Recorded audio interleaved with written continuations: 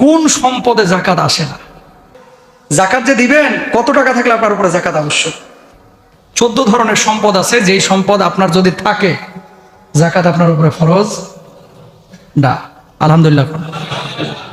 জাকাত দিলে সম্পদ বাড়ে, আবার যদি জাকাত আপনার উপরে আবশ্যক না হয় দেওয়াটা জরুরি না।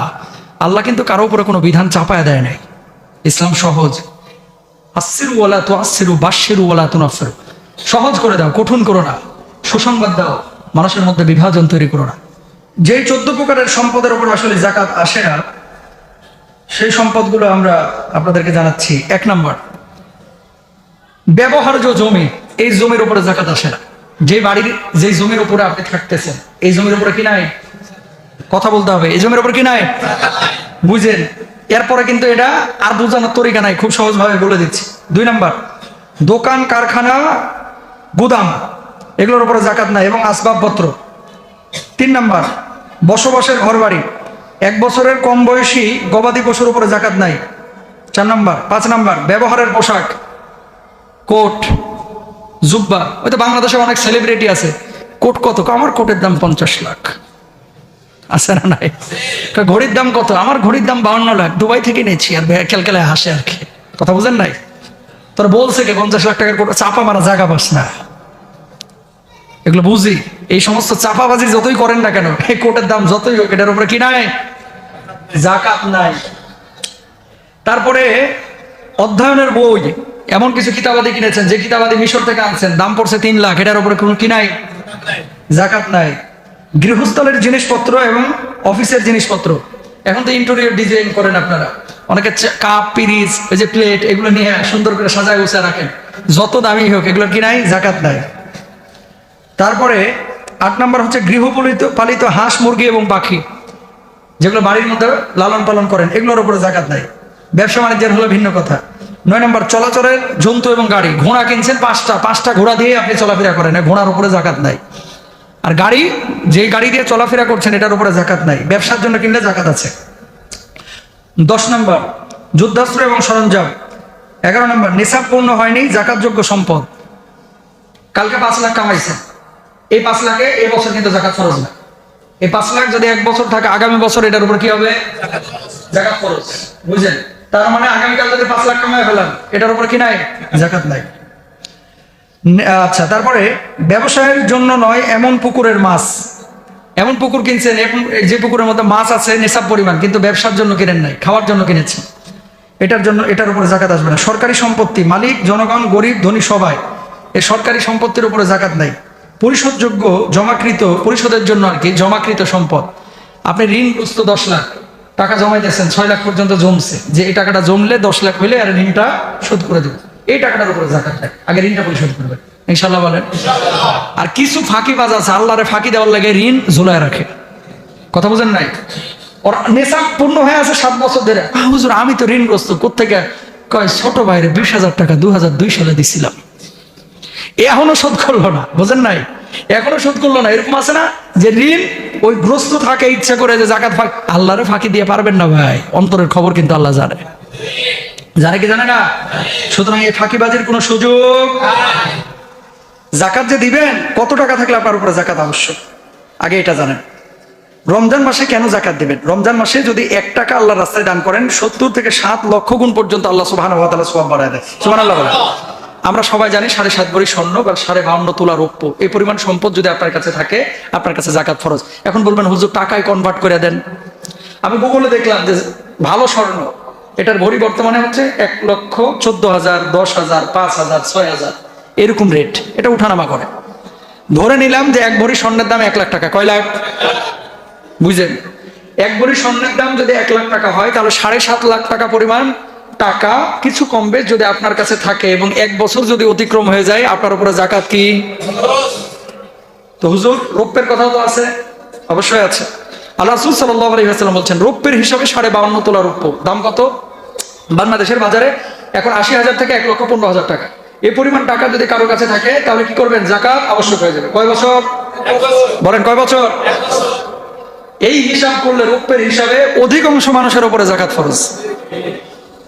আসতে বলতেছে, চুরি করার নিয়ত আছে তো? জোরে বলেন ঠিক কিনা? 1,00,000 টাকা এখন অনেক ওই যে রিক্সাওয়ালার ব্যালেন্সও থাকে 1,00,000 টাকা, হ্যাঁ ট্রান্সফার হয়, ধরেন রাখছিল 3 মাস পর তুলে নিচ্ছে, আবার রাখছে, আবার তুলছে, আবার রাখছে, এরকম হয়। বাংলাদেশে লাখপতি এখন হাজার হাজার লাখ লাখ আছে, লাখপতি, কোটিপতির সংখ্যা কম কিন্তু লাখপতির অভাব নেই। রৌপ্যের হিসাবে ইসলামিক স্কলাররা কেন জাকাত দিতে বলে জানেন?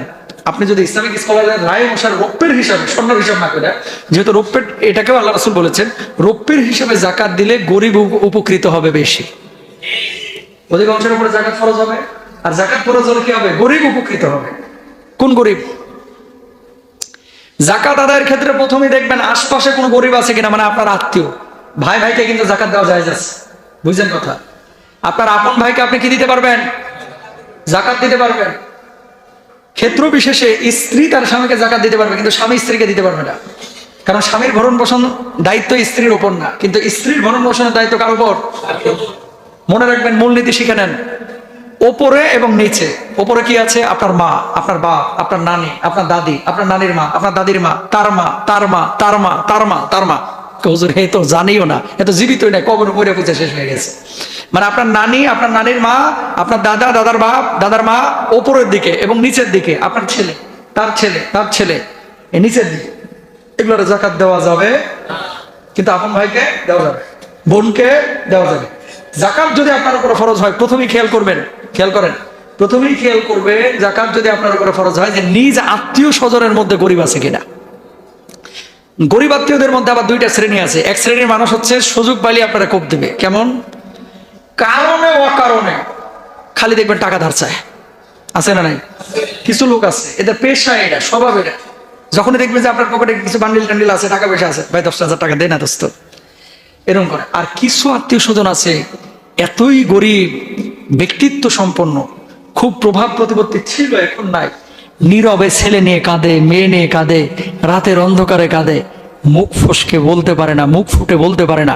এই আত্মীয়দেরকে খুঁজে খুঁজে জাকাত দেন, যারা বলতে পারে না, বুঝছেন? যারা বলতে পারে না, এরকম কিছু আত্মীয় আছে না? নাই আছে, এদেরকে জাকাত দিবেন ইনশাল্লাহ। বলেন কত টাকা তাহলে পাইলেন? হ্যাঁ, 7.5 লক্ষ টাকা থেকে 8 লক্ষ স্বর্ণের হিসাবে, আর রৌপ্যের হিসাবে 80,000 থেকে 1,20,000 টাকা। তবে আমরা 80,000 থেকে 1,20,000 টাকার পক্ষে, কেন? তাহলে গরিব মানুষ বেশি বেশি উপকার পাবে ইনশাল্লাহ। অনেক মানুষ বলে হুজুর আমার তো কোনো অ্যাসেট নাই, এটাই আমার আছে, তো রাখছেন কেন? এটা ব্যবসায় লাগান। খেয়াল করেন, অনেক মানুষ হচ্ছে 50 লাখ ব্যাংকে জমায়েত হয়ে দেয়, এর উপরে জাকাত ফরজ। হুজুর আর তো কোনো টাকা নাই, এটা থেকে মাখন তুলি আর খায়, মানে ইন্টারেস্ট তোলে, সুদ খায়, ইন্টারেস্ট, নাউজুবিল্লাহ, জোরে বলেন না, এটা তুলে খায়। আল্লাহ তো এই জন্যই বলছে তুই রাখিস না, তাহলে কি করবে? টাকাটাকে ছড়া, ইনভেস্ট কর ব্যবসা বাণিজ্যে। আপনি যখন এই 50 লাখ টাকা এই সাভারে, এই উত্তরা ইনভেস্ট করবেন, সেটা দোকানে হোক, মাঠে হোক, পথে হোক, ঘাটে হোক, ব্যবসা মানেই ওখানে লোক খাটবেই, 2-5 জনের কর্মসংস্থান তৈরি হবেই। কথা বুঝতে পেরেছেন?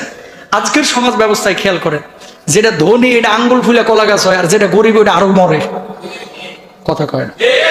যেটা ধনী ওটা খালি কি হচ্ছে? ধনী হচ্ছে, আর যেটা গরিব ও হোমিওর ফোটাও পাচ্ছে না। কেন পাচ্ছে না? এই সুদ ভিত্তিক সমাজ ব্যবস্থার কারণে। অথচ ইসলাম নিজ মায়ের সাথে জেনার চাইতে নিকৃষ্ট গুণা বলেছে সুদকে, নাউজুবিল্লাহ বলেন। ইসলাম কেন জাকাত দিছে জানেন আপনারা? জাকাতটা কেন দিছে? মূলত ধনী গরিবের অর্থনৈতিক সমতা রক্ষার জন্য। জাকাত ভিত্তিক সমাজ ব্যবস্থা থাকলে এলাকার মধ্যে কেউ না খায় থাকতো না, কোনো গরিব না খায় থাকতো না, বুঝছেন?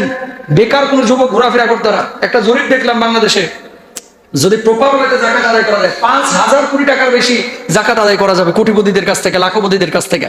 5,000 কোটি টাকা যদি জাকাত তুলিয়া বেকার যুবকদের মধ্যে কর্মসংস্থান 20,000, 22,000, 30,000, 25,000 টাকা করে দিয়া, কারো ফ্রিল্যান্সিং দোকান, কারো কম্পিউটারের দোকান, কারো রিক্সা, কারো ভ্যান, কোনো মহিলার সেলাই মেশিন, আরেকজনের ছাগল, বকরি আছে না, গরু, এগুলো যদি দেওয়া হয় কর্মসংস্থান হবে কি হবে না বলেন? এইগুলো দিবে না, এই জায়গাটায় চোখে টিনের চশমা লাগাবে, দিবে কি? চক বাজারে শাড়ি আর লুঙ্গি, কথা কয় না?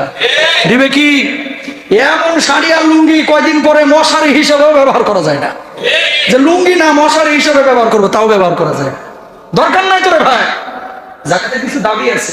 আচ্ছা মানলাম আপনারা 7 ভাই, 7 ভাইয়ের উপরে জাকাত খরচ, ওই এক চাষিরে ধরে নিয়ে এসে 7টা শাড়ি দিচ্ছেন, বুঝছেন কথা? এই 7 শাড়ি যদি 70 বছরে হারে দেন, এই জীবনের উন্নয়ন ঘটবে না। ওই চাষি যা দেখেন শাড়ি আলমিরায় তুলে থুয়ে দিছে, মুরব্বী মানুষের শাড়ি দিয়ে কি করবে? তাহলে কি করবে? কিছু টাকা দেন, ওর যেটা প্রয়োজন সেটাও কিনে নেবে, সেটা 200 হোক, সেটা 500 হোক। পেটে ক্ষুধা আর হেরা লুঙ্গি বাঁধিয়ে ধুয়ে দিলেন আপনি, খাবার পাই না সকাল থেকে, হেরা আপনি শাড়ি দিয়ে ধুয়ে দিলেন। হ্যাঁ কইবে তোর শাড়ি তোর মুখেই থাকুক। বুঝেন নাই কথা? রাত্রে ঘুমাইতে পারে না, চোখই নাই, সার পুকার কামড়ে মনে করেন হ্যাঁ শরীরের গোস্ত উড়াই নিয়ে যেতেছে। এর এখন একটু খাট দেওয়া দরকার, আপনি খাট না দিয়ে আরে শাড়ি দিলেন, কই বাপুরে শাড়ি আমি কি করব? তো যারে দিবেন আগে বুঝেন যে এর আসলে দরকারটা কি। ঢালা ভাবে নিয়ে যে আপনি শাড়ি লুঙ্গি দরকার কি? গ্রামগঞ্জে হ্যাঁ আপনি দিচ্ছেন, এলাকায় আপনার হক আছে অবশ্যই। আপনি 2 লাখ টাকা শাড়ি লুঙ্গি কিনছেন, 2 লাখ টাকা দিয়ে গ্রামের অন্তত 20টা পোলার কর্মসংস্থান চালু করা যায়, ঠিক কিনা ভাই? বুঝছেন? এগুলা খেয়াল করার চেষ্টা করবেন ইনশাল্লাহ। বলেন তাহলে কত টাকায় যাকাত ফরজ, এটা আপনারা পাইলেন। উট যদি 5টা থাকে কমপক্ষে, গরু যদি 30টা থাকে কমপক্ষে, ছাগল যদি 40টা থাকে, তাহলে যাকাত আপনার উপর আবশ্যক। এটা হচ্ছে যাকাতের কতটুকু নেসাব, এটা আমরা পাইলাম ইনশাল্লাহ।